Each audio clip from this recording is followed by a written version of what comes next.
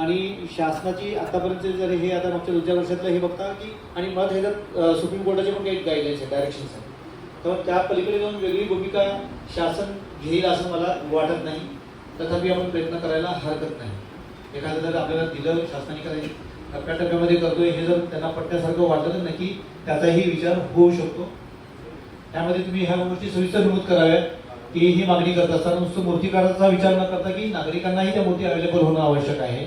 Plus त्यातला कॉस्टचा फरक जे काही राहणार आहे महत्त्वाचा विषय आहे की सर्वसामान्य नागरिकाला ते परवडले पाहिजे. मूर्तीच्या उंचीवर जर काय हे आले बदल म्हणजे 2 फुटाचा जो घेतो भागी तो जर 1 फुटापर्यंत आला किंवा 1.5 फुटा त्याच्या बजेटमध्ये त्याला कारखानदाराला पडत नाही. ते तर तुम्ही कारखानदारांनी तसा विचार करून ते रेंज ठेवायचे. पण शासनाला ही मागणी करताना असं जर तुम्ही केलं की बाबा हे जे मूर्तीच्या शाडूच्या मातीच्या ज्या मागण्या पडतात सामान्य नागरिकाला ते परवडत नाही तर थोडीशी ती मानसिकता व्हायला त्या मूर्त्याही तशा प्रमाणामध्ये अवेलेबल व्हायला थोडासा वेळ लागतो.